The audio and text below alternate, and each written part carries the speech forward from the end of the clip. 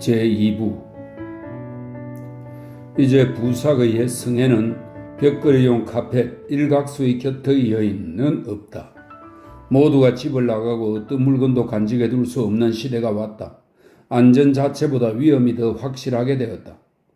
델르비스트 가문의 사람들은 한 사람도 이 세상에 남아있지 않아 혈통이 끊어졌다. 그들은 모조리 사라져버렸다. 유수 깊은 집안의 위대한 기사단 단장 피에르 도비숑의 이름을 부르는 사람은 아무도 없다.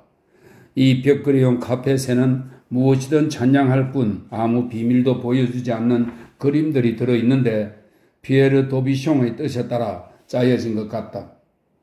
이 피에르 도비숑은 요하네스 기사단의 단장입니다.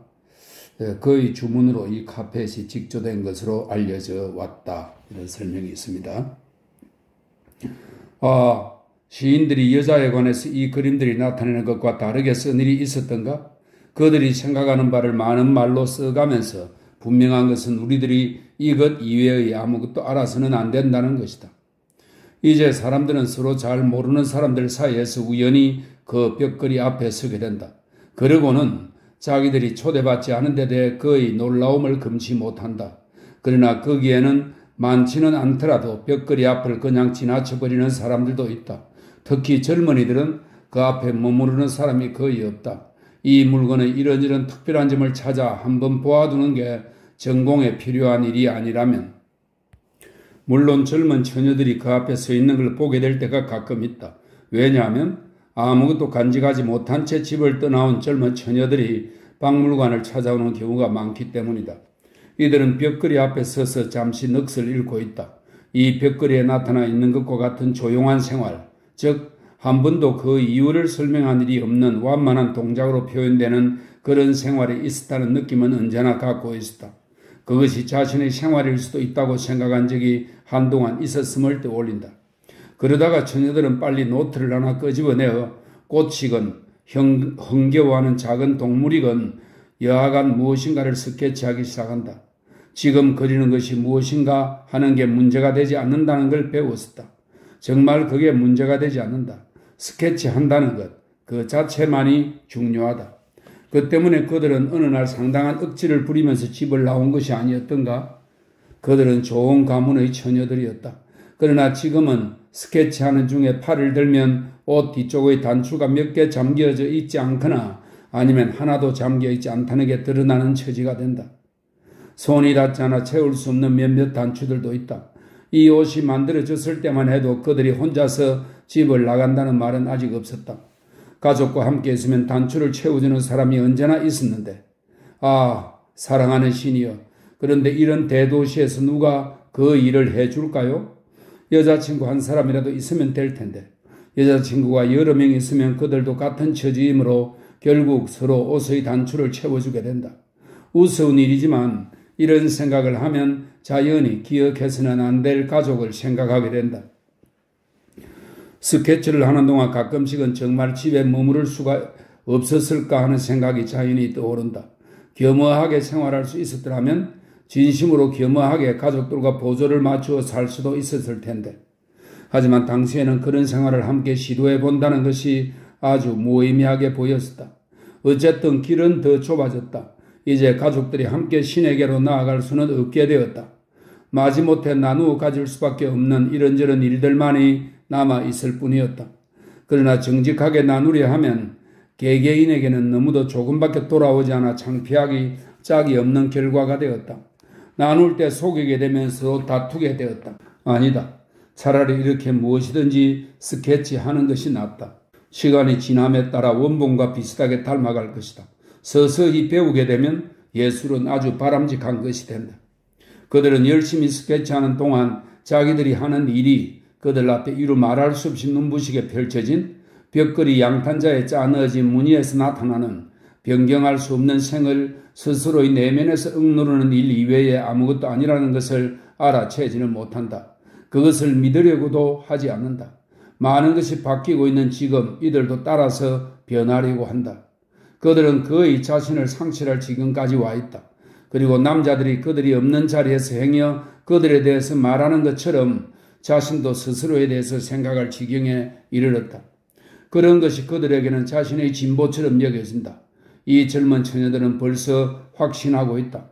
사람들은 향락을 찾고 또 다른 향락을, 자꾸만 더 강렬한 향락을 찾는다는 것을, 인생이란 그것을 멍청하게 잃어버리지 않으려는 데에 그 본질이 있다는 것을 그들은 벌써 자신을 둘러보고 찾기 시작했다. 그 강점이 언제나 남에 의해서 발견되는 데 있다고 생각했던 그들이 말이다. 그렇게 되는 것은 그들이 지쳐있기 때문이라고 생각한다. 여자들은 수백 년 동안 사랑이라는 사랑은 모조리 맡아 해왔다. 그리고 사랑의 대화에 있어서도 언제나 1인 2역을 해왔다. 남자들은 다만 여자들이 하는 말을 그대로 따라할 뿐이었는데 그것도 서투르기 짝이 없었다. 그리고 남자는 정신의 산만함을 통해 소녀들이 배우기 어렵게 했다. 소홀함을 통해, 소홀함의 일종인 질투를 통해 소녀들로 하여금 진정한 사랑을 배우기 힘들게 해주었다. 그런데도 이들은 낮이나 밤이나 참고 견디어 사랑도 키우고 고통도 키웠다. 끝없는 고난의 압박 속에서도 이들 중에서 가버린 남자를 부르면서 그 남자를 이겨낸 엄청난 사랑의 연인들이 생겨났다. 고통이 더 이상 지탱할 수 없는 장엄함, 혹독하고 얼음장 같은 장엄함으로 탈바꿈하기까지 사랑하기를 그만두지 않았던 가스파라 슈프람파는 이탈리아 여류 시인입니다. 자신을 버린 콜랄도 백작에게 바치는 소네트로 유명한 인물입니다. 가스파라 슈탐파나 어느 포르투갈 여인은 마리나 알코포라도를 말한답니다. 1669년 익명으로 출간된 어느 포르투갈 여인의 편지를 쓴 것으로 알려진 포르투갈의 프란시스코회 수녀입니다. 어느 포르투갈 여인의 경우처럼 이들은 사랑하는 남자가 다시 돌아오지 않으면 그를 능가하여 더 커진 여인들이다. 우리는 그런 여인들의 여러 예를 알고 있다. 기적처럼 보존되어 있는 편지들이 있거나 원망하는 또는 슬픔을 호소하는 시들이 들어있는 시집들이 있는가 하면 어느 화랑에서 눈물을 흘리며 우리를 응시하는 그림들이 있기 때문이다. 화가가 성공적으로 이 울고 있는 그림들을 그릴 수 있었던 건 그것이 무엇인지도 모르고 그렸기 때문이었다. 그 밖에도 그런 여인은 헤아릴 수 없이 많았는데 이들 가운데는 편지를 태워버린 여인도 있었고 편지를 쓸 기력조차 없었던 이도 있었다. 가슴 속에 감미로운 열매의 알맹이를 남몰래 간직한 채 딱딱하게 굳어져 버린 늙은 여인도 있었다. 몸매도 잃고 몹시 억세져 버린 여인들도 있었는데 이들은 지칠 대로 지쳐버려 남자들과 비슷하게 되었으나 사랑이 이루어졌던 어둡고도 깊은 그들의 내부는 그들의 겉모습과 전혀 달랐다. 아이 낳기를 원치 않았지만 8번째 분만을 하다가 결국은 죽어버린 여인들도 있었다. 이들은 죽을 때 앞으로 올 사랑을 기뻐하며 기다리는 소녀 같은 자태와 어딘지 가벼운 모습을 지니고 있었다. 포악한 남자, 술주정군과 함께 산 여인들은 어느 외부에서보다도 자신의 내부에서 그들로부터 가장 멀리 떨어져 살 수 있는 방법을 터득한 경우이다. 사람들 사이에 오게 되면 그것을 감출 수 없어 언제나 성자들과 사귀고 있는 것처럼 은은하게 빛났다. 그런 여인들이 얼마나 많이 있었는지 그들이 누구였는지는 아무도 말할 수 없다. 이 여인들을 표현할 수 있는 말들을 미리 없애버리기라도 한 것 같다. 그러나 지금은 많은 것이 변해가고 있기 때문에 우리 남자들이 변해야 할 차례가 아닐까? 우리가 조금이라도 발전하도록 시도해 볼 수는 없을까? 그리고 사랑에서 우리가 해야 할 몫을 서서히 그리고 차츰차츰 담당할 수는 없을까? 여인들이 겪는 모든 노고가 우리에게는 면제되었다. 그래서 그녀들의 노고는 우리의 오락으로 전락하였다. 마치 아이들의 장난감 서랍 속에 가끔씩 진짜 레이스 한 조각이 떨어져 있어서 처음에는 기쁘게 하다가 나중에는 그것이 사라져 결국은 망가진 것들, 떨어져 나간 것들 가운데서 그 어떤 것보다도 더 못한 것이 되어 거기 놓여 있게 되듯이 우리는 모든 얼치기 예술가처럼 가벼운 향락에 물들어 대가인 척한다. 그러지 말고 우리가 얻은 성과들을 경멸한다면 어떨까? 우리들을 위해서 언제나 남이 해준 사랑의 일을 아주 처음부터 배우기 시작한다면 어떨까? 많은 것이 변해가는 지금 우리가 자진해서 초보자가 되면 어떨까? 지금도 나는 어머니가 레이스로 된 천들을 펼칠 때마다 마음이 어떠했는가를 기억하고 있다. 엄마는 잉게보르크의 장식용 책상 서랍 중 딱 하나만을 사용했었다. 말태야, 우리 레이스를 보자 하고 어머니는 말씀하시고 노랗게 칠이된 조그만 서랍이 든 모든 것을 금방 선물로 받기라도 한 것처럼 기뻐하셨다. 그러고 나서 어머니는 기대에 부푼 나머지 비단 같은 포장지를 제대로 풀 수가 없었다. 그럴 때마다 내가 대신해서 그것을 풀었다. 하지만 나도 레이스가 모습을 드러낼 때마다 정말 흥분되었다. 레이스는 나무 막대기에 돌돌 감겨 있었는데 어찌나 많이 감겨 있는지 막대기를 볼 수 없을 정도였다. 어머니와 나는 레이스를 천천히 풀면서 펼쳐지는 레이스의 무늬를 쳐다보며 무늬가 하나 끝날 때마다 약간 놀라곤 했다. 왜냐하면 그 무늬들이 갑자기 끝나곤 했기 때문이었다. 맨 처음에 이탈리아에 쓰던 레이스의 가장자리가 나타났는데 실을 뽑아 만든 질긴 그 레이스는 무늬가 계속해서 반복되고 있어 꼭 농부집 정원처럼 보였다. 그러다가 갑자기 베네치아의 뾰족한 뜨개바늘 끝으로 섬세하게 짠 격자무늬 레이스가 쭉 나타나 우리의 눈길이 거기에 사로잡혀 수도원이나 감옥에 있는 것 같은 착각이 들었다. 그러나 다시 눈길이 격자무늬에서 헤어나 널찍하게 정원을 바라보게 되었는데 그것이 점점 정교해져서 어느 온실 속에 들어간 것처럼 눈에 바싹 다가와 후끈하게 해주었다.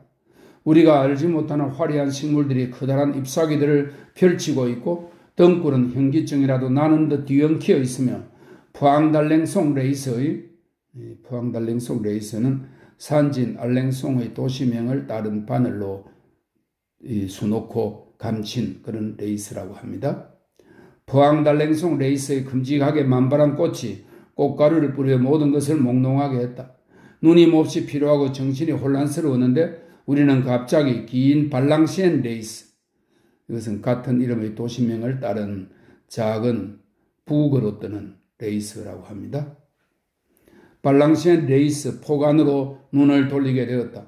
그때는 서리가 내린 겨울 이른 아침이었다.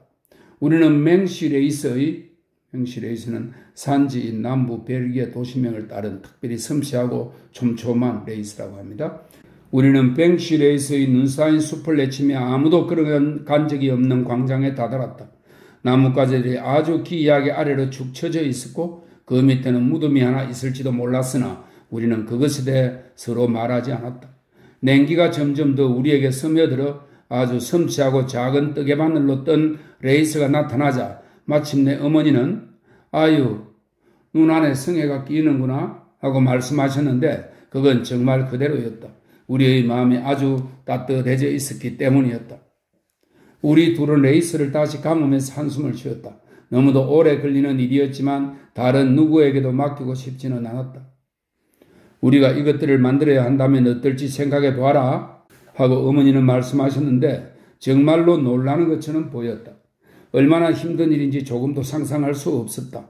낮이나 밤이나 뜨개질을 해서 그것으로 목숨을 부지하는 작은 벌레들을 생각하고 있는 나를 깨달았다. 그럴 리가 없다. 이것을 짠 것은 물론 여자들이었으니까. 이것을 짠 사람은 틀림없이 천국에 가 있겠지요? 하고 나는 감탄하며 말했다. 나는 오랫동안 천국에 대해서는 물어보지 않았던 것으로 기억한다. 어머니는 숨을 돌리셨고 레이스는 다시 다 감겨 있었다. 잠시 후 내가 그 질문을 한 것을 잊어버리고 있을 때 어머니는 아주 천천히 말씀하셨다. 천국에 가 있겠다고? 그 사람들은 이 레이스가 그대로 천국이라고 생각한다. 그렇게 생각해보면 이것은 영원한 축복일 수 있어. 그런 일에 대해서는 정말 아는 게 거의 없지. 집에 손님이 오면 슐링가의 식구들이 절약하며 살았다는 말이 자주 들렸다. 유수 깊은 큰 저택은 몇 년 전엔가 불에 타버려 좁은 두 개의 별채에서 검소하게 살았다. 그러나 그 집 사람들은 손님을 좋아하는 혈통이 있어 그런 기질을 바꿀 수는 없었다. 우리 집에 누군가가 뜻밖에 찾아오면 그 사람은 슐링가에서 오는 길인 것 같았다. 아니면 손님은 느닷없이 시계를 보고 깜짝 놀란 듯이 일어나 길을 떠났는데 그러면 그 손님이 리스타그의 슐링가 저택에 초대받아 가는 것이 분명했다. 어머니는 사실 이제 어디에도 나가실 수 없게 되었는데 슐링가 사람들은 그걸 이해하지 못했다. 그러나 별 도리 없이 한번 거기로 건너가실 수밖에 없었다. 눈이 벌써 두서너 번이나 내린 12월의 어느 날이었다. 썰매는 3시에 오도록 했고 나도 따라가기로 되어 있었다. 그런데도 불구하고 우리 집에서는 한 번도 시간에 딱 맞추어서 떠난 일이 없었다. 마차가 왔다는 전가를 듣기 싫어했던 어머니는 대개 너무 일찍 아래로 내려가 계시다가 마차가 와 있지 않은 것을 보면 미리 처리해야 했을 일을 언제나 새삼 생각해 내고 위층 어딘가에서 무엇을 찾거나 정리하기 시작하므로 어머니를 찾아내기가 어려웠다. 결국은 모두들 서서 어머니를 기다렸다. 떠날 준비가 다 되었는데 무언가 잊었다는 걸 깨닫고는 지베르젠을 부르지 않을 수 없었다. 왜냐하면 지베르젠만 입고 온 물건이 어디에 있는지 알고 있었기 때문이다. 그러고는 지베르젠이 미처 돌아오기도 전에 갑자기 마차가 출발해버리는 것이었다. 그날은 끝내 제대로 날이 밝지 않았다. 나무들은 안개 속에서 어찌할 바를 모르는 듯 서 있었다. 그런데도 그곳에 썰매를 타고 간다는 것이 좀 금방진 일인 듯 여겨졌다. 간간히 눈이 다시 조용히 내리기 시작하여 마지막 남은 것까지도 완전히 지워져 버린 듯 하얀 종이 안으로 달려들어가는 것 같았다. 썰매의 방울소리 외에는 아무것도 들리지 않았고 도대체 우리가 어디쯤을 가고 있는지 알 수가 없었다.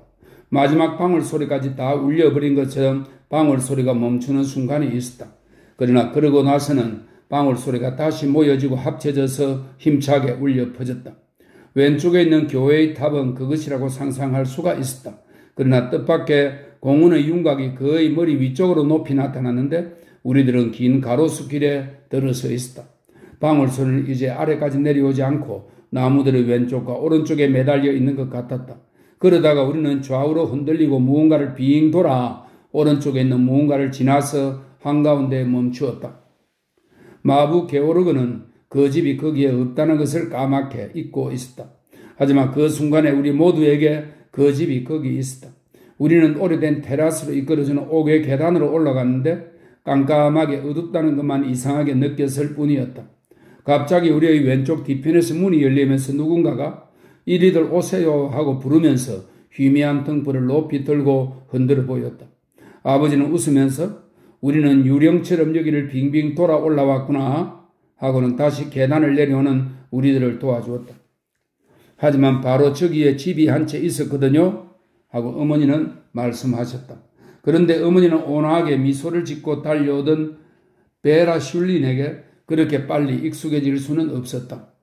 이었고 우리는 빨리 안으로 들어가야 했으므로 그 집에 대해서는 더 생각할 수가 없었다. 좁은 현관에서 외투를 벗고 바로 등불이 있는 거실 한가운데로 가서 난로를 마주보고 앉았다. 슐린가는 성인이 된 여자들로만 이루어진 명문 가문이었다. 아들이 있었는지는 모르겠다. 다만 세 자매만 기억나는데 맏딸은 나폴리에 있는 어느 후작과 결혼했지만 여러 차례 법적인 소송을 하다가 꽤 시간이 걸려서야 이혼했다. 그 다음으로 모르는 것이 아무것도 없다고 하는 둘째 딸 조에가 있고 그리고 특히 셋째 딸 베라, 온화한 베라가 있다. 베라가 어떤 사람이었는지는 신께서 알고 계신다. 백작 부인은 나리시킨가의 딸로서 슐린 백작의 넷째 딸이었는데 어떤 면에서는 가장 어렸다. 그녀는 아무것도 몰라서 계속해서 자기 딸들로부터 배워야만 했다. 그리고 성품이 좋은 슐린 백작은 마치 자기가 이 여자 4명과 결혼한 것처럼 느끼는지 돌아다니며 한 사람씩 키스를 했다. 백작은 우리에게 손을 내밀기 전에 크게 웃고는 아주 깍듯이 인사를 했다. 나는 여자들에게 계속 건네지며 어루만져지기도 하고 여러 가지 질문을 받기도 했다. 하지만 나는 이 일이 끝나기만 하면 어떻게 해서든 빠져나가 집을 둘러볼 작정을 하였다. 나는 오늘은 그 집이 거기에 있으리라 확신했다. 집을 빠져나오는 것은 어렵지 않았다. 여러 옷들 사이로 개처럼 빠져나갔더니 현관으로 가는 문이 아직 약간 열린 상태였다. 그러나 바깥에 있는 문이 열릴 것 같지 않았다. 거기에는 쇠사슬과 빗장과 여러 장치가 되어 있어서 나는 서두르다가 그것들을 제대로 다루지 못했다. 갑자기 문이 열렸지만 큰 소리와 함께 열려버려 나가기도 전에 붙잡혀 끌려 들어오고 말았다. 잠깐만, 여기서는 슬그머니 빠져나가지 못해 하고 베라 슐린이 재미있다는 듯이 말했다. 그녀는 내게 허리를 구부리고 나를 들여다보았다. 나는 이 따사로운 여자에게 아무것도 털어놓지 않기로 다짐했다. 내가 아무 말도 하지 않자 그녀는 곧 내가 소변이나 대변을 버리고 문으로 갔다고 생각하고는 내 손을 잡고 걷기 시작했다. 그녀는 내게 다정하면서도 새침한 표정으로 어디론가 데리고 가려고 했다. 이 어쩔 수 없는 오해로 인해 나는 완전히 기분이 상했다. 손을 뿌리치고 그녀를 기분 나쁜 듯이 보면서 나는 집을 보러 갈 거야 하고 자랑스럽게 말했지만 그녀는 알아듣지 못했다. 바깥 계단에 있는 큰 집을 보러 갈 거야? 그녀는 바보 하며 나를 확 붙잡으면서 말했다. 거기에는 정말 집이 없어. 그러나 나는 계속 고집을 부렸다. 우리 낮에 한번 가보자 하고 그녀는 달래듯이 말했다. 지금은 컴컴해서 거기를 돌아다닐 수가 없어. 그곳에는 웅덩이가 많고 바로 그 뒤에는 아빠가 물고기를 기르는 연못이 있는데 얼지 않았을 거야. 그곳에 빠지면 물고기가 돼. 그러면서 베라는 나를 밀어서 다시 밝은 방으로 돌아오게 했다. 모두가 앉아서 이야기를 나누고 있었고 나는 그들을 한 사람씩 바라보았다. 이 사람들은 이 집이 없을 때만 그리로 가는 거야. 어머니와 내가 여기에 산다면 그 집은 언제나 그곳에 있을 텐데 라고 나는 생각하면서 경멸했다. 모두들 함께 이야기를 나누는 동안 어머니는 멍하게 앉아 있었다. 어머니는 틀림없이 그 집에 대한 생각을 하고 있을 거야. 조애가 내 옆으로 와서 앉으며 몇 가지 물었다. 그녀는 잘 다듬어진 얼굴을 지니고 있었다. 마치 무언가를 끊임없이 꿰뚫어 보는 듯 그 통찰의 눈빛이 가끔씩 새로운 느낌을 주었다. 아버지는 오른쪽으로 약간 비스듬히 앉아서 웃으면서 말하고 있는 맏딸인 후작 부인의 이야기에 귀를 기울이고 계셨다. 휘울린 백작은 나의 어머니와 자기 부인 사이에 서서 무슨 이야기를 하고 있었다. 그런데 휘울린 백작 부인이 자기 남편의 말을 중단시키고 무언가 말하는 것을 보았다. 아니야, 그것은 당신 상상일 뿐이야 하고 백작은 기분 좋게 말했으나 갑자기 불안한 표정을 지으며 나의 어머니와 자기 부인의 머리 위로 얼굴을 내밀었다. 휘울린 백작 부인은 소위 남들이 헛된 생각이라고 하는 것에서 벗어날 수 없었다. 그녀의 얼굴 표정은 방해받지 않으려는 사람처럼 완전히 긴장해 있는 듯이 보였다. 반지를 낀 부드러운 손을 이야기를 가로막듯이 약간 흔들어 보였다. 누군가가 쉿 하는 소리를 내자 갑자기 방 안이 조용해졌다. 불에 탄 옛집에서 가져온 커다란 가구들이 사람들 뒤에 쑥 튀어나와 있었다. 몇 대를 전해서 내려온 묵직한 은그릇이 번쩍거리며 확대경을 통해 보듯 부풀어 보였다. 나의 아버지는 이상스러운 듯이 주위를 둘러보았다. 어머니가 냄새를 맡고 있는 거예요 하고 베라 슐린이 아버지 뒤에서 말했다. 이때는 우리 모두 조용히 있어야 해요. 어머니는 귀로 무언가 낌새를 알아차리는 것 같아요. 그렇게 말하면서 그녀는 눈썹을 축히 올리고 주의력을 온통 집중시키고 있었다. 슐린과 사람들은 화재가 난 후부터 이런 냄새가 나는 것에 대해서 약간 특이하게 반응했다. 과열된 좁은 방 안에서는 순간순간 어떤 냄새가 났다. 그러면 사람들은 어디에서 나는 무슨 냄새인지 살폈고 각자가 거기에 대한 자신의 생각을 말했다. 조애는 난로 옆을 찬찬히 살폈고 백작은 여기저기 돌아다니며 구석구석마다 잠시 서서 기다리고는 여기는 아니야 하고 말했다. 슐린 부인도 일어섰으나 어디에서부터 찾아야 할지 모르는 것 같았다. 아버지는 냄새가 뒤에서 나는 것처럼 천천히 몸을 돌려보았다. 맏딸인 후작 부인은 기분 나쁜 냄새라고 즉각 단정하고 손수건을 코에 대고 한 사람씩 둘러보면서 냄새가 사라졌는지 아닌지 확인해 보려 했다. 베라는 가끔씩 여기에요 여기 하고 찾아낸 듯이 소리를 질렀다. 그런데 누군가가 말을 하게 되면 이상하게도 조용해졌다. 나도 부지런히 냄새를 찾고 있었다. 그런데 갑자기 방 안이 더웠기 때문인지 불빛이 눈 가까이에 다가왔기 때문인지 난생 처음으로 유령에 대한 두려움 같은 것이 나를 엄습했다. 조금 전까지 이야기를 나누고 웃고 했던 눈에 뚜렷이 보이던 이 어른들이 몸을 구부리고 여기저기 돌아다니며 눈에 보이지 않는 것을 찾느라 신경을 곤두세우면서 눈에 보이지 않는 무언가가 있다는 것을 인정한다고 생각하니 덜덜 떨렸다. 그런데다가 그 눈에 보이지 않는 게 이 어른들보다 훨씬 더 강한 것이라고 생각하니 끔찍스러웠다. 두려움은 점점 더 커졌다. 어른들이 찾고 있는 것이 갑자기 종기처럼 내 몸에서 생겨날 듯한 느낌이 들었다. 그렇게 되면 어른들은 나를 보고 손가락질을 할 거야. 나는 완전히 풀이 죽어 어머니를 쳐다보았다. 어머니는 이상할 정도로 똑바로 앉아 계셨다.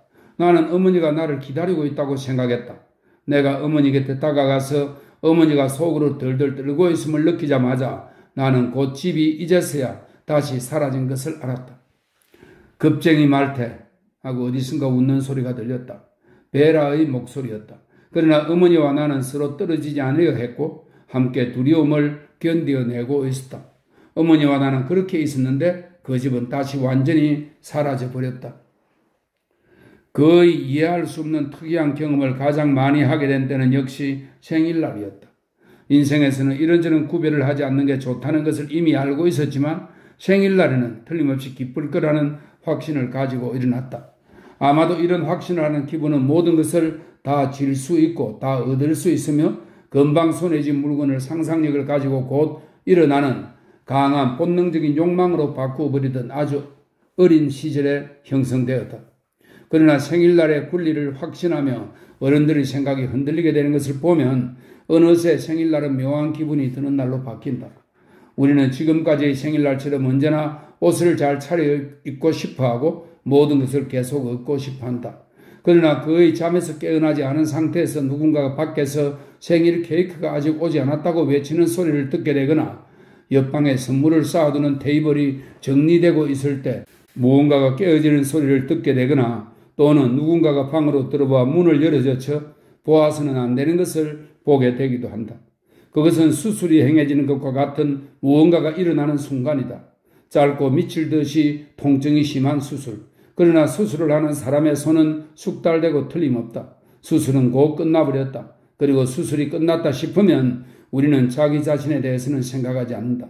생일날의 기분을 살리고 다른 사람들을 살펴보며 잘못이 있어도 그 잘못을 앞질러 나가 자기들이 만사를 아주 잘 처리하고 있다는 상상에 사로잡힌 그들을 지지해 주는 것이다. 사람들은 사람을 편하게 해주지 않는다.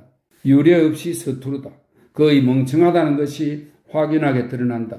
예를 들면 어른들은 다른 사람에게 줄 선물 꾸러미를 가지고 들어오기도 한다. 우리는 그런 어른들을 맞이하러 달려가서는 어떤 특별한 이유도 없이 움직이기 위해서 방 안을 뛰어다니는 행동을 해 보인다. 어른들은 우리를 놀라게 하기 위해서 그저 덩달아 기대에 찬 듯한 표정을 보이며 장난감 상자의 맨 밑바닥을 열어 보인다. 거기에는 톱밥뿐 아무것도 들어있지 않아서 우리는 그들을 난처한 입장에서 구해 주어야만 한다. 혹은 선물이 기계류인 것 같으면 먼저 한번 열어서 그 태엽을 감아 보여준다. 그런데 태엽이 감겨진 장난감 쥐나 그와 비슷한 것을 눈에 띄지 않게 발로 툭 치는 기술을 제때에 연습해 두는 게 좋다.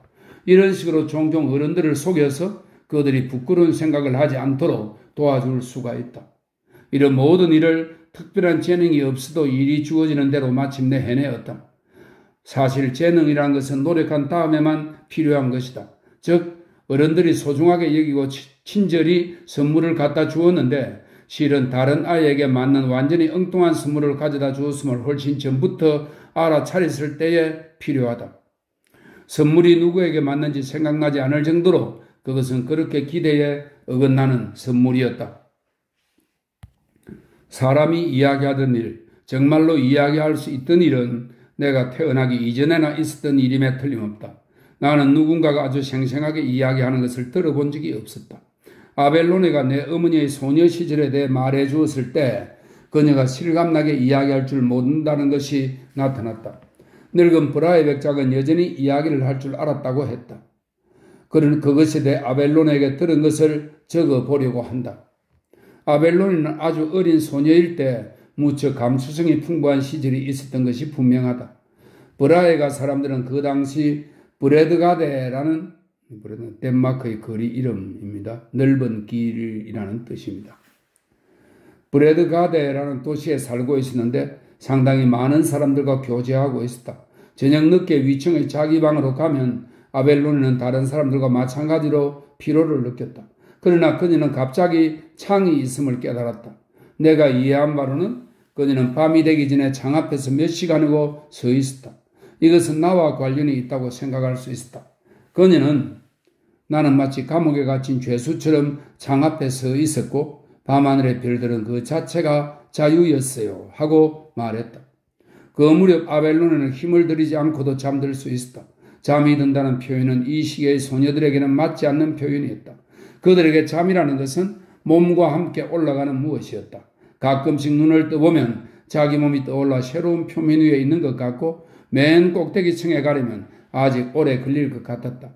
그러고는 날이 새기 전에 일어났다. 다른 사람들이 잠이 들 깬 상태로 늦지막이 늦은 아침 식사에 나타나는 겨울에도 그랬다. 어두워져 저녁이 되면 언제나 모두를 위한 등불이 공동의 등불만이 있을 뿐이었다. 그러나 이른 새벽에 촛불 두 잔으로 모든 것이 다시 시작되는 새로운 어둠 속에서 켜지는 등불, 바로 아벨로네를 위한 것이었다. 이 촛불은 두 갈래로 갈라진 낮은 촛대에 꽂혀서 장미꽃이 그려진 타원형의 성긴 무명으로 된 작은 갓 밑에서 조용히 빛을 발하고 있었다. 가끔씩 그 갓을 내려주어야 했다. 조금도 바쁘지 않았기 때문에 그 일은 방해가 되지는 않았다. 하지만 편지를 쓰거나 일기를 쓸 때는 때때로 눈을 들어 곰곰 생각해야 했기 때문에 그럴 때가 있었다. 그 일기는 언젠가부터 아주 다른 글씨로 꼼꼼하고 예쁘게 씌워지기 시작했다. 브라의 백작은 자기 딸들과 완전히 접촉을 끊고 살고 있었다. 그는 인생은 함께 살아야 한다고 누군가가 주장하면 그 생각을 공상이라고 여겼다. 그래, 함께 산다고 하고 그는 말했다. 그런데도 다른 사람들이 자기 딸들에 대해 이야기해 주는 것을 들으면 그리 싫어하는 것 같지는 않았다. 그는 마치 딸들이 다른 도시에 살고 있는 것처럼 주의를 기울여 들었다. 그래서 그가 어느 날 갑자기 아침 식사 후에 아벨로네에게 손짓하여 불러놓고는 말했다. 보는 바대로 우리는 같은 습관을 가지고 있구나. 나도 이런 새벽에 글을 쓴단다. 너가 나를 도와줄 수 있겠구나. 아벨로네는 그것을 어제 일처럼 기억하고 있었다. 다음날 아침 아무도 가까이 가지 못한 아버지의 서재로 불려갔다. 그녀는 아버지의 서재를 살펴볼 시간이 없었다. 그녀는 책상 건너 아버지와 마주보고 앉아 있었기 때문에 그 책상 위에 있는 책들과 서류들이 마치 평원 위의 촌락같이 보였다. 백작은 필기를 시켰다. 북문의 브라의 백작이 자신의 회고록을 쓴다고 들었는데 아주 근거가 없지는 않았다. 다만 사람들이 크게 기대하고 있던 정치나 군사에 관한 회고록을 쓰지는 않는다고 했다. 누군가가 백작에게 그것이 사실이냐고 말을 걸면 그는 그런 일은 잊어버렸지 하고 짤막하게 대답했다. 그러나 그가 잊지 않으려고 하는 것은 그의 유년 시절이었다. 그는 그것을 간직하고 있었다. 아주 멀리 사라진 유년 시절이 지금 그의 가슴 속에 자리를 꽉 차지하고 있어 축히 올려진 베개 위에 누워 그가 잠을 자지 못하면서 눈길을 안으로 돌리면 북극의 밝은 여름밤처럼 거기 와 있는 것은 백작의 의견에 따르면 아주 당연한 일이었다. 때때로 그는 의자에서 벌떡 일어나 촛불에다 얼굴을 가까이 하고 말해서 불꽃이 흔들릴 정도였거나 아니면 지금까지 쓴 것을 모조리 지워버리게 했다가 정신없이 왔다 갔다 하여 녹색 비단으로 된 잠옷자락을 펄럭거렸다. 그 자리에는 또 한 사람이 있었는데 브라의 백작같이 유트랜드 출신인 늙은 하인 쉬텐이란 사람이었다. 그는 주인이 벌떡 일어나면 메모된 상태로 테이블 위에 여기저기 흩어진 종이를 재빨리 두 손으로 누르는 게 임무였다. 그의 주인인 백작은 지금의 종이는 너무 가벼워서 아무것도 아닌 일에도 날아가버려 쓸모가 전혀 없다는 생각을 가지고 있었다. 마치 두 손 위에 올라앉은 것처럼 긴 상반신만 보이는 하인 쉬텐도 같은 생각이었는데 그는 마치 올빼미처럼 빛에 어둡고 진지하였다. 이 쉬텐이라는 하인은 일요일 오후에는 스웨덴보르크에 대해 읽으면서 보냈다.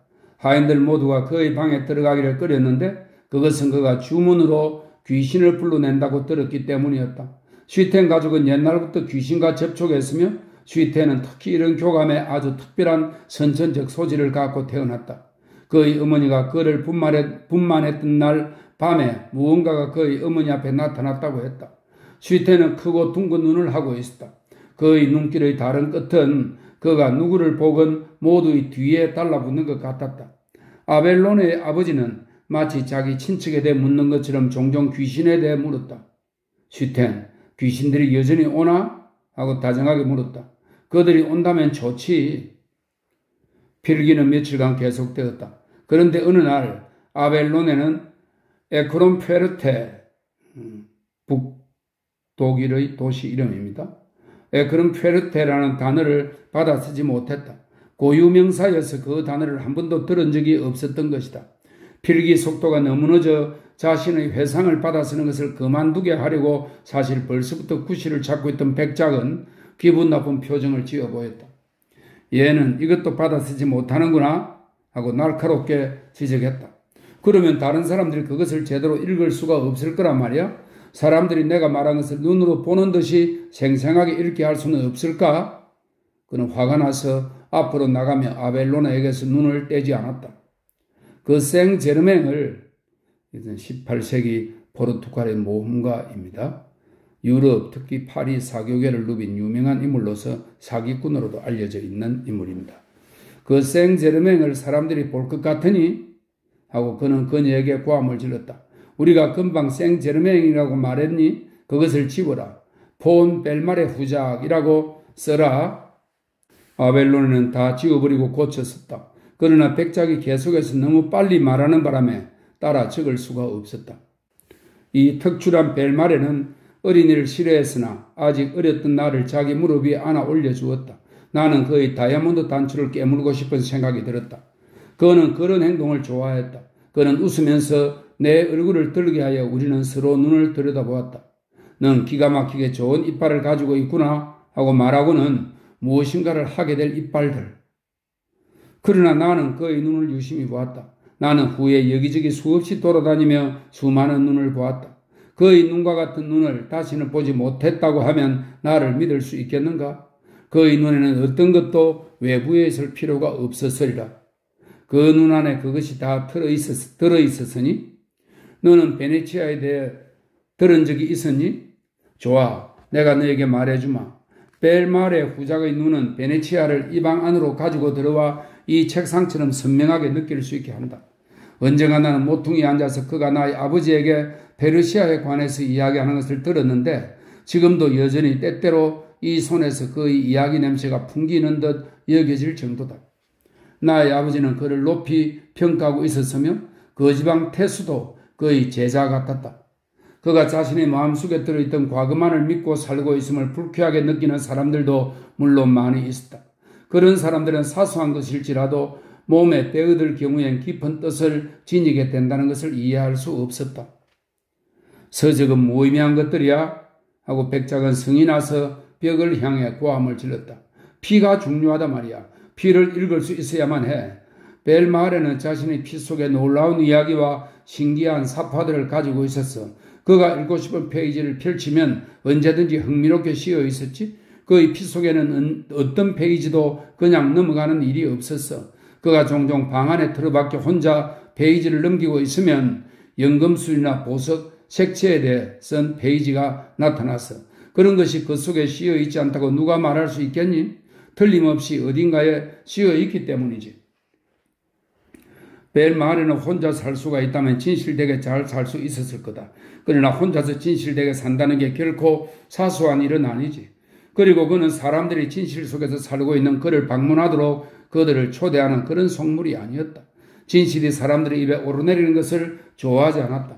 그런 점에 있어서 그는 너무나 동양적이었다. 그는 헤어집시다 부인 하고 있는 그대로 솔직하게 말했다. 언젠가 다음번에 만납시다. 수천 년이 지난 후면 우리의 관계가 더욱 강해지고 방해받지 않고 살아갈 수 있을 겁니다. 당신의 아름다움은 진정 이제야 형성되는 겁니다 부인 하고 그는 말했으나 그것은 단순히 거칠의 인사말이 아니었다. 그런데 그는 진실과는 멀리 떨어져 세상의 바깥에서 사람들을 위해서 동물원을 만들었다. 우리 지역에서는 본 적이 없는 커다란 허위를 위한 식물원, 지나칠 정도로 화려한 열대식물용 온실, 엉터리 비법으로 만든 무화과 밭을 만들었다. 사람들이 사방에서 모여들고 벨말에는 다이아몬드 버클이 달린 구두를 신고 손님들을 맞이하는 데에 몰두했다. 거칠의 생활이라고 말하기도 하겠지. 어째서? 사실 그것은 자기가 존경하는 여인에 대한 기사도였다. 그래서 그는 자신의 젊음을 잘 유지했다. 잠시 있더니 늙은 백작은 아벨로나에게 이야기를 계속해주지 않았다. 그녀가 있는 것을 잊어버렸다. 그는 미친 듯이 일어났다 앉았다 하다가 싸울 듯한 눈길로 쉬텐을 쳐다보았다. 백작은 쉬텐을 자신이 생각했던 모습으로 변화시키려는 것 같았다. 그러나 쉬텐은 여전히 변화되지 않았다. 그를 보았어야 하는데 하고 브라의 백작은 멍하게 이야기를 계속했다. 그가 완전히 모습을 드러내는 때가 있었다. 그는 수신자도 없이 다만 주소만 적혀 있을 뿐 그 밖에 아무것도 적혀 있지 않은 편지를 몇몇 도시에서 받은 적도 있었다. 그러나 나는 그를 보았다. 그는 멋지지는 않았다 하고 백작은 말하면서 이상하게 억지로 웃었다. 게다가 그는 사람들이 말하는 대단한 인물도 아니었고 탁월한 인물도 아니었다. 그 사람보다 훨씬 더 뛰어난 인물도 얼마든지 있었다. 그는 부자였지만 그 부라는 것은 그에게 하나의 착각과 같을 뿐이었다. 그것에 의지할 수는 없었다. 그는 체격이 좋았으나 더 좋은 사람들도 있었다. 그 당시 나는 그가 현명한 인물이었는지 어떤 것에 가치를 두는지는 물론 가늠할 수 없었지만 그는 존재하고 있었다. 브라의 백자가 몸을 떨면서 일어나서는 그곳에 있던 무언가를 공간 속으로 들여놓는 것 같은 몸짓을 해 보였다. 이 순간에 그는 아벨로네가 있음을 알아차렸다. 너는 그분을 보고 있니? 하고 그는 그녀에게 소리를 질렀다. 그리고 그는 갑자기 은촛대 하나를 쥐고는 그녀의 얼굴에다 눈부시게 비추었다. 아벨로네는 자신이 그 후작의 모습을 보았다고 기억하고 있었다. 다음 날부터 아벨로네는 매일 서재로 불려갔는데 그런 일이 있은 후로는 필기 작업이 훨씬 더 조용히 진행되었다. 백작은 온갖 자료를 참고하여 베른스트로프는 독일과 덴마크에 걸쳐 있던 베렌트로와 베른스트로프 신무만 가문에서 기록된 7권의 서간집입니다. 베른스트로프 서클에 대한 아주 옛날 추억들을 정리했는데 그 서클에서 그의 아버지는 어떤 역할을 했다. 아벨로네는 이제 이 독특한 필기작업에 숙달되어 누가 이 두 사람을 보면 정말 다정하게 공동작업을 하는 아버지와 딸로 쉽게 인식할 수 있을 정도였다. 언젠가 아벨로네가 일을 마치고 나가려 하자 늙은 백작은 선물을 쥔 손을 뒤에 숨기고 있는 것 같은 모습으로 딸에게 다가갔다. 내일은 율리 레벤트로우에 대해서 쓰기로 하자. 율리 레벤트로우는 백작 부인으로 아름다움과 섬세한 감수성이 가려졌으며 두 손에 승헌이 있었다고 하는 이야기가 있는 여인입니다. 내일은 율리 레벤트로에 대해 쓰기로 하자 하고 그는 자기의 말을 음미하듯 말했다. 그녀는 성녀였지. 아마도 아벨로네는 아버지를 못 믿겠다는 듯이 쳐다보았을 것이다. 그래 아직 그 모든 것이 남아있지 하고 그는 단호한 의조로 말했다. 모든 것이 남아있어. 아벨 백작의 귀한 따님. 그는 아벨로네의 두 손을 잡고 책을 펼치듯 그것을 펴었다. 그녀에게는 성은이 있었어 하고 그는 말했다. 여기와 여기에 말이다. 그는 차가운 손가락으로 아벨로네의 두 손바닥을 힘주어 쿡쿡 찔렀다. 아벨로네는 성은이라는 표현을 알지 못했다. 알게 되겠지 하고 그녀는 생각했다. 그녀는 아버지가 보았다고 하는 성녀에 관해 들을 것을 생각하니 궁금해서 기다리기가 힘들어졌다. 그러나 아버지는 그녀를 부르지 않았고 그 다음 날에도 그 이후에도 마찬가지였다. 레펜트로 백작 부인에 대한 이야기는 너희 집에서도 자주 화제거리가 되었어 하고 아벨로네는 내가 그녀에게 더 이야기를 해달라고 졸랐을 때 짤막하게 잘라서 말했다. 그녀는 피로해 보였다. 게다가 그녀는 그에 관한 대부분의 이야기를 잊어버렸다고도 말했다. 하지만 아버지에게 손가락으로 찔린 자리는 아직도 가끔씩 느끼고 있어. 미소를 지으며 말하고는 참을 수 없는지 아무것도 없는 자기 손을 그의 호기심에 차서 보았다. 아버지가 돌아가시기 전에 이미 모든 것은 달라져 버렸다. 올스고르는 이제 우리의 소유가 아니었다. 아버지는 시내의 어느 아파트에서 돌아가셨는데 그 아파트는 내게 증오심을 불러일으키고 생소하게 느껴졌다. 아버지가 돌아갔을 당시 나는 이미 외국에 있었기 때문에 너무 늦게 돌아왔다. 아버지 이후에는 뜰을 마주한 방에 안치되었고 양쪽으로 촛불이 높게 켜져 있었다. 꽃향기가 한꺼번에 울리는 여러 가지 소리처럼 섞여서 무슨 냄새인지 알 수가 없었다. 눈을 감은 아버지의 말끔한 얼굴은 무언가 조용하게 회상하려는 듯한 표정이었다. 아버지에겐 수렵관의 제복이 입혀졌으나 어떤 이유에서인지는 모르겠지만 푸른 띠가 아니고 하얀 띠가 매여 있었다. 두 손은 마주 잡혀 있지 않고 비스듬히 포개져 있어서 부자연스럽고 모임하게 보였다. 몹시 고통받았다는 이야기를 간단히 들었지만 그의 얼굴에서는 아무런 흔적도 찾아볼 수 없었다. 아버지의 모습은 손님이 묵다가 떠나가 버린 방의 가구처럼 정리되어 있었다.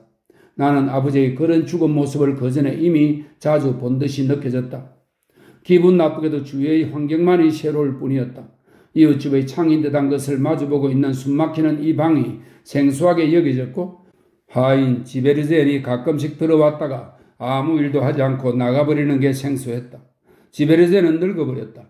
나는 아침 식사가 준비되어 있다는 말을 여러 번 들었다. 그러나 그날 아침 식사를 하고 싶은 마음은 전혀 없었다. 그건 나를 그 방에서 나가게 하려는 의도였고 나는 그 의도를 눈치채지 못했다. 결국 내가 나가려 하지 않자 지베르제는 의사가 와 있다는 것으로 어쨌든 나를 불러내었다. 나는 의사가 지금 왜 왔는지 이해되지가 않았다. 아직 무언가 할 일이 있나 봅니다. 하고 지베르제는 빨갛게 된 눈으로 나를 뚫어져라 쳐다보았다. 그때 두 명의 신사가 약간 허둥지둥하면서 들어왔다.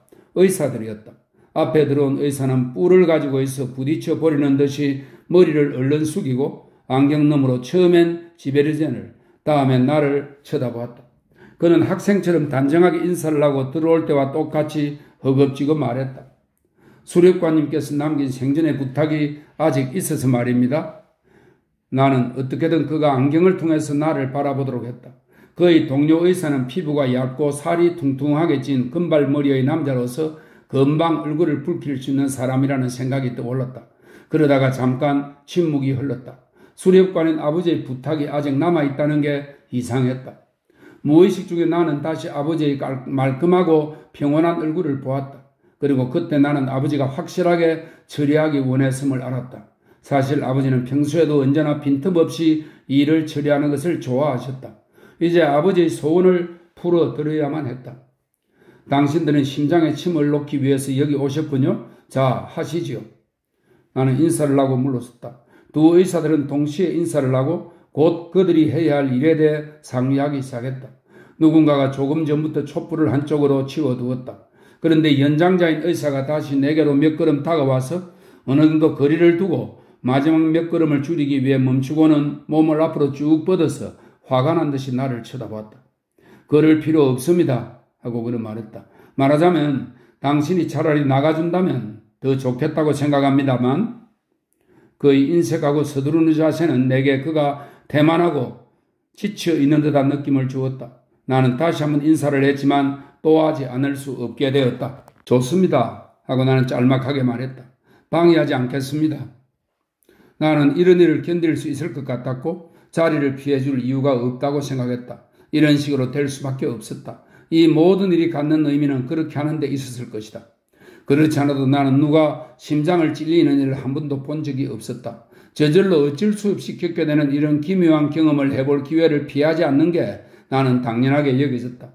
그 당시 나는 실망할 일이 있으리라고는 더 이상 믿지 않았다. 그래서 어떠한 것도 두려운 것이 없었다. 아니야.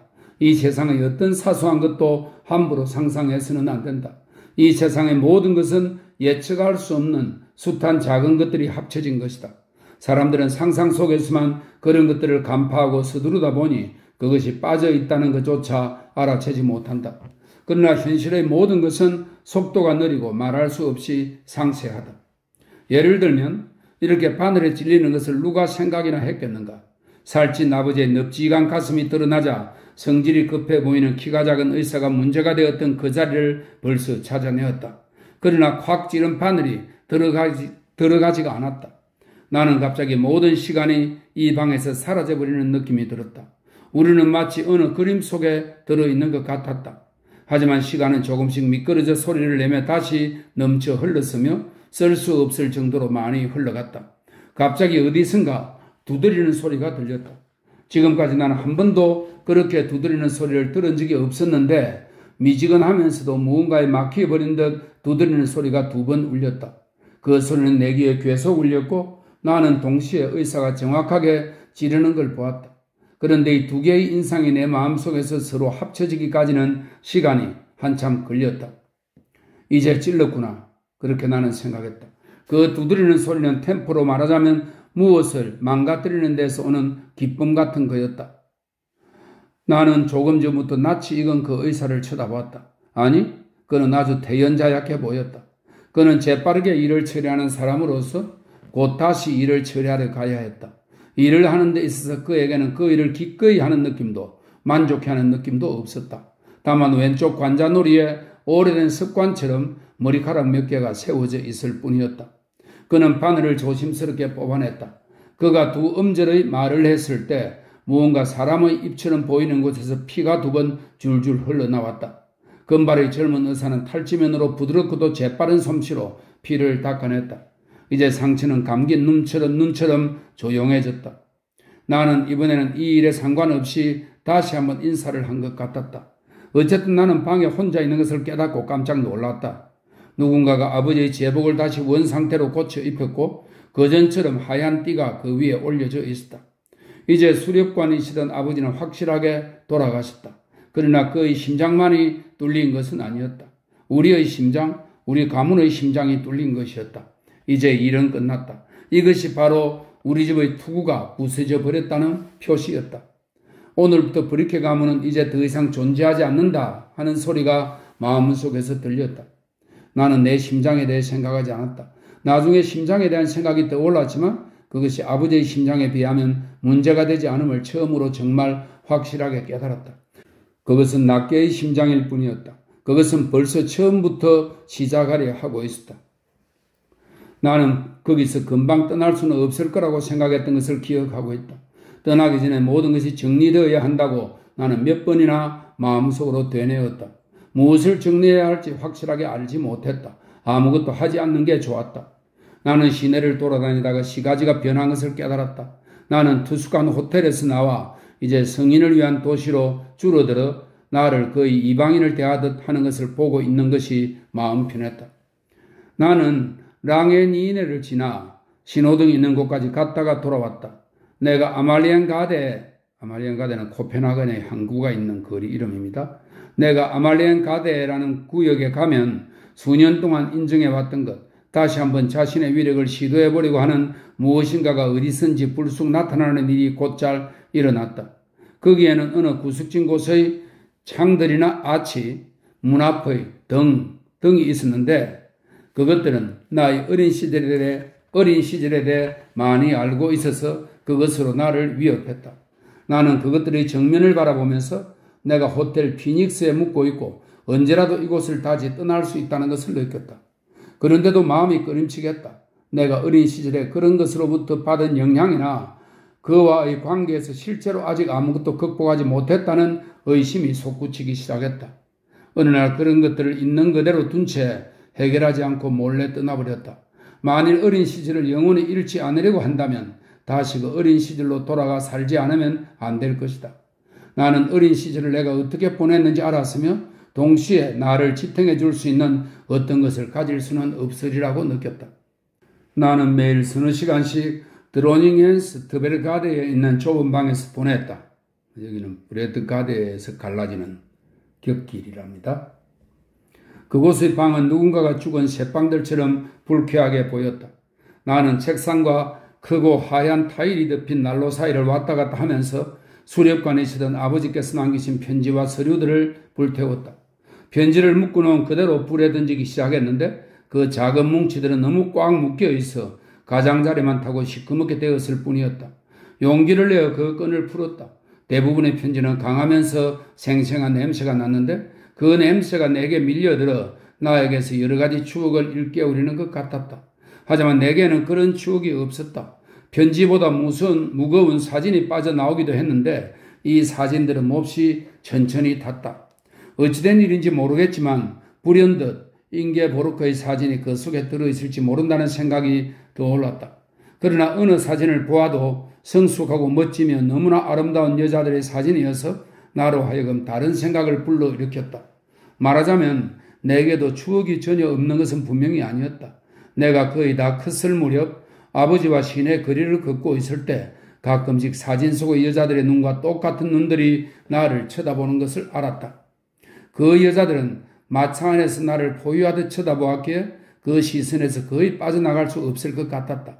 이제와 생각하니 그 여자들은 그때 나와 아버지를 비교하였으며 그 결과는 내게 불리했다. 확실치는 않지만 수렵관이시던 아버지는 남과 비교되는 걸 두려워하지 않은 것 같다. 지금 나는 아버지가 무엇을 두려워하셨는지 알 수 있다. 내가 어떻게 이런 생각을 하게 되었는지 말하려고 한다. 아버지의 서류 접속 깊숙한 곳에서 한 장의 서류를 발견했는데 오랫동안 접혀 있어서 종이가 너덜너덜하고 접은 부분은 찢겨 있었다. 태우기 전에 나는 그것을 읽었다. 뚜렷하고 고른 글씨로 씌어진 달필이었으나 나는 그것이 무엇을 뺏긴 것임을 금방 알아차렸다. 그가 죽기 3시간 전에 라고 시작되는 글은 크리스티안 4세에 대해 쓴 것이었다. 크리스티안 4세는 덴마크의 왕입니다. 나는 그 글의 내용을 일일이 다 기억할 수는 없다. 죽기 3시간 전에 크리스티안 4세는 몹시 일어나고 싶어 했다. 전이와 시나 보르미우스가 일어나는 것을 도와주었다. 그는 일어나면서 약간 비틀거렸지만 서 있었고 그들은 왕에게 누비 잠옷을 입혔다. 그러다가 왕은 갑자기 앞에 있는 침대 끝에 앉아서 무언가 중얼거렸다. 무슨 말인지 알아들을 수 없었다. 전이는 왕이 침대 위로 넘어지지 않도록 왼손을 붙들고 있었다. 그들은 그렇게 앉아 있었는데 왕은 때때로 애를 쓰며 무엇라고 알아들을 수 없는 말을 중얼거렸다. 마침내 전이는 왕에게 묻기 시작했다. 그는 왕이 무엇을 말하려고 하는지 조금씩 알아보려고 했다. 왕은 잠깐 듣고 있다가 전이의 말을 가로막으며 갑자기 아주 또렷하게 말했다. 아, 닥터, 이름이 뭐지? 전이는 자기의 이름이 생각나지 않아 애를 먹었다. 폐하, 슈페어링이라고 합니다. 그러나 실제로 왕이 물은 건 그게 아니었다. 왕은 전이가 자신이 말하는 것을 알아들었다고 생각하자 남아있는 오른쪽 눈을 크게 뜨고 몇 시간 전부터 입 안에서 우물거렸던 말을 필사적인 표정으로 딱 한마디 했다. 되텐, 죽음이란 뜻입니다. 되텐 하고 왕은 말했다. 되텐. 종이에는 그 말만 적혀 있었다. 나는 그 종이를 태우기 전에 그 말을 여러 번 되뇌었다. 그리고 아버지가 마지막에는 무척 괴로워했을 거라는 생각이 떠올랐다. 사람들도 그렇게 말했었다. 그 후로 나는 죽음의 공포에 대해 개인적 경험들을 고려하면서 많은 생각을 해보았다. 나는 죽음의 공포를 느낀 적이 있다고 말할 수 있다. 사람들이 붐비는 거리에서, 사람들이 모여있는 한가운데에서 자주 아무런 이유도 없이 죽음의 공포가 나를 엄습했다. 물론 여러 가지 원인들이 종종 겹치기도 했다. 예를 들면 누군가가 벤치에서 죽어가고 있어 사람들이 모두 그 주위에 둘러서서 구경하고 있을 때 그 장본인은 이미 공포를 느끼지 않지만 나는 그 죽어가는 사람의 공포를 느꼈다. 또는 언젠가 나폴리에 있을 무렵이었다. 전차 안에 나와 마주보고 앉아있던 젊은 여자가 죽었는데 그때도 나는 공포를 느꼈다. 처음에는 기절한 것 같았고 전차는 계속해서 달렸다. 그러나 전차를 세워야 한다는 생각이 번쩍 들었다. 뒤에 오던 차들이 우리 뒤에 섰고 이 방향으로는 더 이상 갈 수 없는 것처럼 교통이 막혀버렸다. 얼굴이 창백하고 뚱뚱해 보이는 소녀는 옆자리에 앉은 여자에게 기대어 조용히 죽을 수 있었으리라. 그러나 소녀의 어머니는 그것을 믿으려 하지 않았다. 어머니는 온갖 힘든 수단을 동원해서 딸의 죽음을 막아보려 했다. 딸의 옷을 부르헤쳐 보았고 입 안에다 무언가를 흘려 넣어 보았으나 입에서는 그대로 흘러나오고 말았다. 그녀는 누군가가 가져다 준 액체를 딸의 이마에다 문질렀고 그것으로 인해 딸의 눈동자가 조금 구르자 딸을 흔들어서 눈길이 다시 제자리에 오도록 해보았다. 듣지도 못하는 눈에다 대고 고함을 질러보기도 하고 딸의 몸을 인형처럼 이리저리 심하게 밀었다 당겼다 해보기도 하고 마침내 살아나게 해보려고 손을 번쩍 들어 살찐 딸의 얼굴을 있는 힘을 다해 때렸다. 그때 나는 무서웠다. 그러나 나는 훨씬 전에도 공포를 느낀 적이 있었다. 예를 들면 내 개가 죽었을 때였다. 그 개는 틀림없이 나를 원망하면서 죽었을 거다. 개가 몹시 아파서 나는 하루 종일 개 옆에 웅크리고 앉아 있었는데 그때 갑자기 모르는 사람이 방에 들어오면 개가 짖곤 하던 것처럼 짧게 간헐적으로 짖었다. 모르는 사람이 왔을 때 어떤 식으로 짖는 것이 개와 나 사이에 약속되어 있었기 때문에 나는 무심코 문 쪽을 바라보았다. 그러나 이미 죽음은 개의 몸속에 들어와 있었다. 나는 불안해서 개의 눈빛을 보았고 개도 내 눈빛을 찾았다. 그러나 그것은 이별하려는 눈빛은 아니었다. 개는 나를 딱딱하고 낯설게 바라보았다. 개의 눈은 내가 죽음을 집안에 들여놓았다고 비난하는 것 같았다. 개는 내가 그것을 막을 수 있었을 거라고 굳게 믿고 있었다. 개가 나를 언제나 과신하고 있었음이 이제야 나타났다. 개에게 그것을 설명해 줄 시간이 없었다. 개는 죽기 전까지 나를 외롭고 낯선 눈빛으로 응시하였다. 혹은 가을에 첫서리가 내린 후 파리가 방 안으로 들어와 양지에서 다시 한번 몸을 녹일 때 나는 공포를 느꼈다. 파리는 이상하게도 바싹 말라 있었으며 자기가 윙윙거리는 소리에도 놀랐다. 무엇을 하는지 스스로도 잘 모르는 모습이었다. 몇 시간 동안이나 양지에 앉아 있다가 자신이 아직 살아있다는 생각이 떠오르면 날아가게 된다. 그러다가 정신없이 어디론가 날아가 거기서도 무엇을 해야 좋을지 모르자 또 계속 날아다니다가 떨어져 여기저기 뒹구는 소리가 들렸다. 마침내 도처에 기어다니다가 온 방안을 서서히 죽음의 분위기로 만들었다. 그러나 나는 혼자 있을 때에도 공포를 느꼈다. 죽음에 대한 공포로 떨며 앉아있으면서 최소한 앉아있는 것도 살아있다는 뜻이며 죽은 자는 앉아있지도 못한다는 생각에 시달리고 있었는데 왜 나는 그런 밤들이 없었던 것처럼 행동해야 할까? 그것은 언제나 내가 우연히 투숙하게 된 방에서 일어나는 일이었다. 그 방은 만일 내가 위험에 처하면 신문을 받거나 그런 기분 나쁜 일에 말려들까봐 두려워하는 듯 즉시 나를 방치해버리는 것이었다. 나는 거기 앉아있었다. 어찌나 끔찍하게 보였는지 아무것도 나를 보고 아는 척할 수 있는 용기가 없는 것 같았다. 내가 정말 금방 불을 켜준 등마저도 나에 관해서 관심이 없었다. 그저 텅 빈 방에 불이 켜진 것처럼 그렇게 묵묵히 타고 있었다. 내 마지막 희망은 언제나 창이었다. 나는 창밖에는 지금도 혹은 갑자기 비참하게 죽어가는 순간에도 내게 위로가 되어줄 어떤 것이 있으리라는 공상을 했다. 그러나 나는 그런 것을 거의 보지는 못했기에 차라리 창이 벽처럼 막혀 있기를 바랐다. 창밖에는 언제나 똑같이 무관심한 밤이 계속되고 있고 또한 나의 고독 외에는 어떤 것도 위로가 되지 않는다는 것을 이제 알았기 때문이었다. 내가 자초한 고독, 내가 감당할 수 없을 만큼 커진 고독이 밖에도 있었다. 문득 옛날에 헤어졌던 사람들이 떠오르고 왜 그 사람들과 헤어지려 했는지 알 수 없었다. 아, 신이여, 그러한 밤들이 내게 다가오면 내가 때때로 생각할 수 있었던 생각들 중에 최소한 한 가지라도 생각할 수 있게 해 주십시오. 그럴 때 내가 요구하는 것은 그리 무리한 것은 아니라고 여깁니다. 그런 생각은 내 공포가 너무 컸기 때문에 그런 데서 공포가 생겨난 걸 알기 때문입니다. 내가 소년이었을 때 겁쟁이라고 해서 뺨을 얻어맞았습니다. 그것은 내가 그리 무섭지 않은 것도 무서워했기 때문이었습니다. 그러나 그 이후 나는 진짜 무서운 공포를 두려워하는 것에 익숙해졌습니다. 공포를 일으키는 힘이 증가할수록 공포는 늘어갈 뿐입니다. 사람은 자신이 느끼는 공포 속에서 오직 그 힘을 상상해 볼 수 있을 겁니다. 공포는 전혀 알 수 없는 것이며 우리에게 전적으로 반항하고 있는 힘이므로 우리가 애를 써서 그 정체를 생각해 보려 하면 바로 우리의 뇌는 망가질 정도가 되어버립니다. 그럼에도 불구하고 나는 잠시 후에 그 힘이 우리의 힘임을 아직 우리가 견뎌내기에는 너무 강한 우리 모두의 힘이라는 것을 믿게 되었습니다. 우리가 그 힘의 정체를 모르는 것은 사실이지만 그것이 우리가 최소한도로 알고 있는 바로 우리의 가장 특징적인 것이 아닐까요? 때때로 나는 하늘이 어떻게 형성되었는지 죽음이 어떤 것인지 생각해 봅니다. 우리는 우리의 가장 소중한 것을 그보다도 먼저 처리해야 할 다른 일이 아직 많이 남아있다는 이유로 밀쳐두었기 때문입니다. 우리가 바쁘게 몰두하고 있는 곳에서는 그 소중한 것이 안전하지 않다고 생각했기 때문입니다. 이제 시간은 흘러가 버렸고 그래야 우리는 하찮은 일들에 익숙해져 버렸습니다. 우리는 우리의 귀중한 것을 다 알지 못하게 되었으며 그 엄청나게 커다란 것에 놀라게 되는 겁니다. 그렇게 생각할 수 없을까요?